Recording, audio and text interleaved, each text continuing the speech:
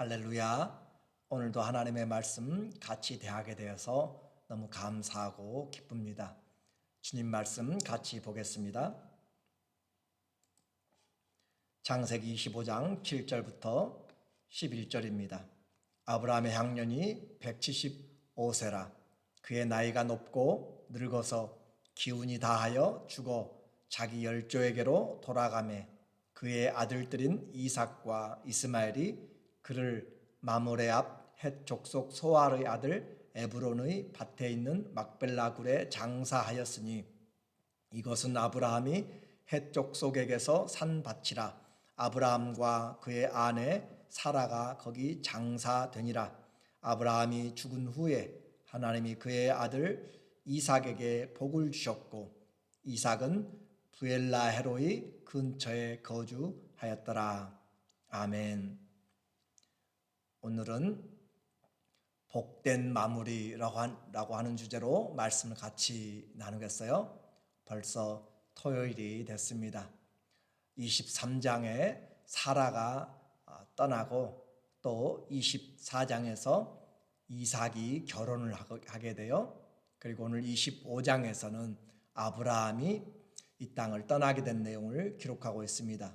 그리고 그 25장에서 특별히 아브라함의 두 가지 행동을 우리에게 보여주고 있는데, 하나는 후처 그두라를 통하여서 자녀를 낳은 것과 또 그들에게 자녀들에게 재산을 주어서 동방으로 떠나게 했던 그 사건을 이야기하고 그 다음에 맞이한 죽음입니다. 성경은 아브라함의 이어지는 또 육신의 삶을 우리에게 이야기해 주고 있어요. 1절에 보면은 아브라함이 후처를 맞이하였으니 그의 이름은 그두라라. 아브라함이 후처를 맞이하였다라고 했는데 바요세프라고 그렇게 히브리어는 시작해요. 그 말은 그리고 또 다시 그런 내용입니다. 우리 성경에는 그렇게 되어 있자는데 그리고 또 다시니까 바로 24장에 이어지는 것인지 우리는 정확히 알지 못하지만은 그러나 이어진다고 봤을 때 여러 가지 의문들이 생길 수 있어요. 생산의 능력이 100세 때에도 어려웠는데 137세가 된 이 사라가 죽을 때 127세였기 때문에 아브라함은 10살이 많은 137세잖아요. 근데 그 사라 후에 그두라를 만나서 이렇게 6명의 자녀를 낳을 수 있는지 시간적으로 우리가 볼 때 이런 생산의 능력을 의심해 볼 수도 있습니다. 그래서 꼭 우리는 시간적으로만 이렇게 이어진다라고 볼 수 없는 것도 가능성이 있어요. 아브라함이 이 죽은 사건을 11절에 오늘 우리에게 이야기를 해주고 있잖아요. 그런데 또 11절에 기록되었지만 이삭이 60세, 40세에 결혼해서 60세에 쌍둥이를 낳게 됩니다. 26절에 그래요. 후에 나온 아우는 손으로 에서의 발꿈치를 잡았으므로 그 이름을 야곱이라 하였으며 리브가가 그들을 낳을 때 이삭이 60세였더라. 이 이삭이 60세면 아브라함이 이삭을 100세에 낳았기 때문에 아브라함은 160세가 됩니다. 그리고 아브라함이 175세에 죽었기 때문에 이 쌍둥이를 낳은 다음에 15년 동안은 이 에서와 야곱을 같이 키우면서 그가 마지막을 맞이했다라고 한 것을 볼 때 쌍둥이가 낳고 난 다음에 아브라함의 이 종말의 사건을 써야 되는데 오늘은 11절이 더 앞에 나와 있다라고 하는 것이에요. 그렇게 해서 우리는 이 이삭을 낳기 전에 아브라함이 이스마엘을 하갈을 취하여서 이스마엘을 낳았던 것처럼 또 그두라를 취하여서 낳지 않았는가라고 하는 그런 해석도 가능하다라고 그렇게 성경학자들은 이야기를 해요. 그것은 그렇게 중요한 것이 아닙니다. 아무튼 아브라함에게 있어서 이제 실제적으로 육신적인 자녀는 8명이 되었습니다. 그러나 우리에게는 독자 이삭만이 기억되는 것은 약속의 자녀이고 오직 그의 씨로 예수 그리스도가 오기 때문에 그래요. 아브라함의 가정생활이 잘한 것인지 못한 것인지에 대해서 우리는 판단하기가 어렵습니다. 그러나 아브라함은 이 문제가 약속의 자녀와 얽히지 않도록 생전에 자기가 살아있는 동안에 재산을 분배함으로써 문제가 생기지 않도록 한 것은 지혜로운 행동이었습니다. 5절에 아브라함이 이삭에게 자기의 모든 소유를 주었고, 이 모든 소유를 주었다라고 하는 것이 중요하죠. 그리고 6절에 자기 서자들에게도 재산을 주어 자기 생전에 그들로 하여금 자기 아들 이삭을 떠나 동방 곧 동쪽 땅으로 가게 하였더라. 그렇게 해서 이 아브라함이 생전에 재산의 갈등이나 또 모든 영유권의 문제에 있어서 문제를 해결한 것은 지혜로운 내용입니다. 이제 그가 조상들의 나이에는 미치지 못하였지만 그의 향년은 175세를 살고 떠나가게 되었습니다. 가나안 땅에 75세에 들어와서 100년을 산 것이 되었죠. 그래서 7절과 8절에 아브라함의 향년이 175세라. 그의 나이가 높고 늙어서 기운이 다하여 죽어 자기 열조에게로 돌아가매. 여기서 8절에 있는 것처럼 그의 나이가 높고 늙어서, 그 말은 나이가 높고 늙었다라고 표현하는 이 내용은 그가 하나님이 주신 생명의 연한을 살았다는 뜻이고, 문자적으로 보면 백발의 나이로 연수가 충만하여 만족했다라고 하는 것입니다.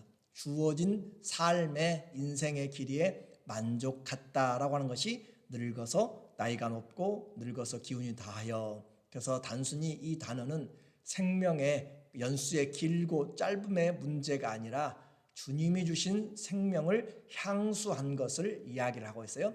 다윗은 70세에 죽었지만 그에게도 이와 똑같은 단어를 쓰고 있어요. 그가 나이가 많고 늙어서. 그 말은 하나님이 주신 연수가 충만하여 만족한 그 말입니다. 그렇게 해서 하나님 앞에 돌아갔다는 것은 그의 이 마지막이 어떤 갑작스러운 병사나 사고사가 아닌 자연스러운 종말이었다라고 하는 것을 우리에게 향수하였다라고 이야기해요. 그래서 꼭 향수만이 우리에게 최고 좋은 것은 아니에요. 우리에게는 순교라고 하는 또 다른 측면이 있습니다. 그래서 우리는 믿음으로 우리의 인생을 바라보고 하나님이 원하시는 삶을 우리가 살았는지 못 살았는지 그것이 중요하지, 인생의 길이는 그렇게 큰 우리에게 또 하나님 앞에 큰 의미가 없습니다. 히스기야는 죽을 병에서 15년을 연장받았지만 그가 살고 있던 15년 동안은 므낫세라고 하는 이스라엘의 가장 악한 그런 왕을 낳게 되는 그런 시점이 되게 되었어요. 그러므로 우리에게 인생의 길이보다 어떤 인생을 사느냐, 그것이 더 중요한 것을 이야기합니다. 이제 아브라함의 인생을 보면 그의 정말 그는 부르심을 입고 믿음의 조상으로 하나님을 경험하면서 살다가 믿음을 따라서 갔어요. 히브리서 11장 13절에 이 사람들은 아브라함과 또 이삭과 야곱을 이야기해요. 이 사람들은 다 믿음을 따라 죽었으며 약속을 받지 못하였을 때 그것들을 멀리서 보고 환영하며 또 땅에서는 외국인과 나그네임을 증언하였으니 이 사람들이 다 믿음을 따라 죽었다. 믿음으로 따라서, 그러니까 이 믿음을 따라가면 또 다른 삶이 있는 것이에요. 믿음은 끝이 아니에요. 믿음은 이어지는데 믿음을 따라 죽었으니까 믿음을 따라가면 또 다른 삶이 있어요. 14절에 그들이 이같이 말하는 것은 자기들이 본향 찾는 자임을 나타내미라. 이 믿음을 따라가면 그 본향으로 우리의 종말을 통하여서 이어지게 됩니다. 그래서 하나님은 이런 나그네들의 하나님이라 일컬음 받기를 부끄러워하지 아니하신다라고 그렇게 히브리서 11장 16절에도 이야기하죠.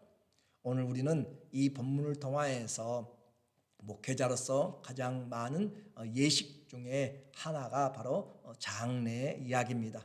오늘 새벽부터 무슨 장례냐라고 생각할지 모르지만 우리에게는 이것이 지혜가 될 수 있고 남은 삶을 잘 배울 수 있는 전환점이 될 수 있기 때문에 우리는 이것을 믿음 안에서 보는 거예요. 그래서 오늘 우리는 이 믿음을 따라갔다는 그런 말을 통해서 아브라함의 천국 환송 예배를 우리가 오늘 같이 보게 되는 것입니다. 그러면 아브라함의 인생을 우리가 이제 보면서 아브라함은 하나님을 만난 삶을 살았어요.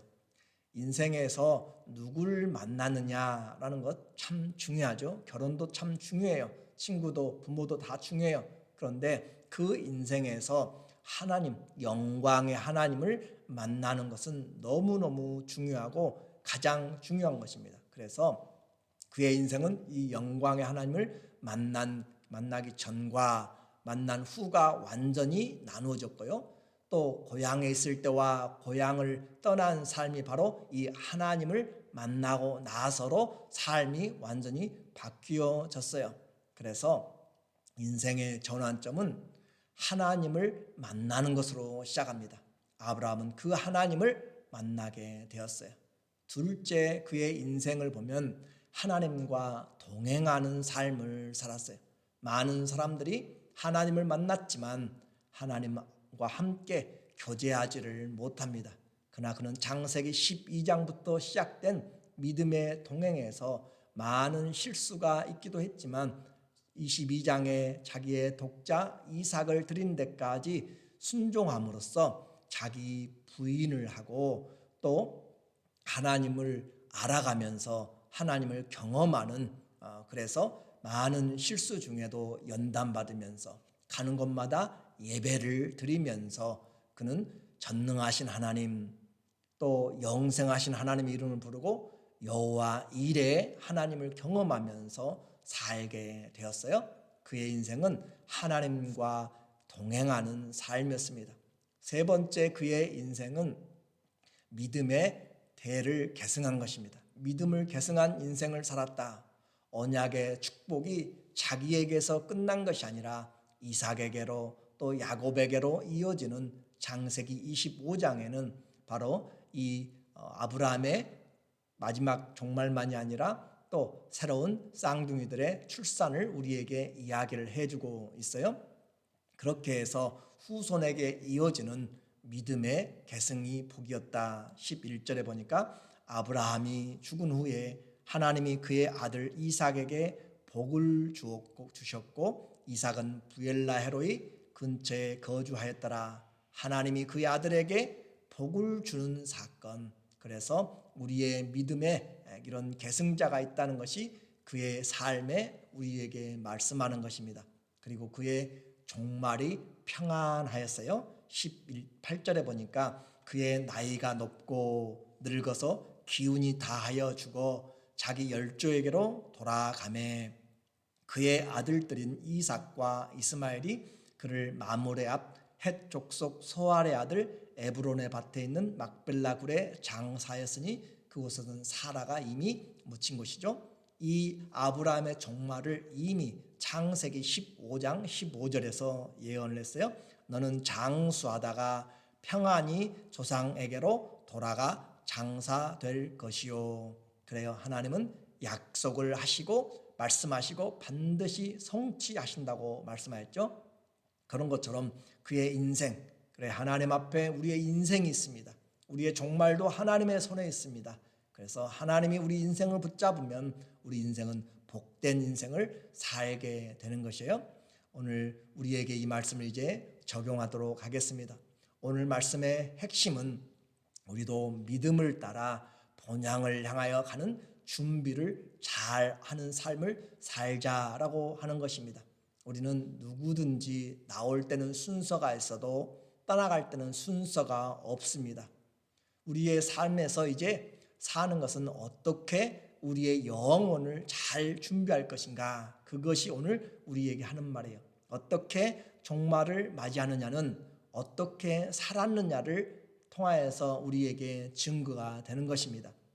마무리를 잘 준비하는 사람은 지금 현재의 삶을 준비를 잘하는 것입니다.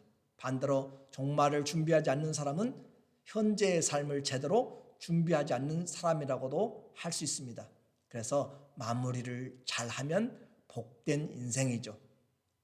이 세상에서도 은퇴 후에 노년의 삶을 잘 일찍부터 계획을 세워서 준비하면 할수록 노년이 보람이 있지만, 은퇴를 잘 준비하지 못한 삶은 그만큼 힘들게 된다는 사실을 우리는 경험적으로도 알게 됩니다.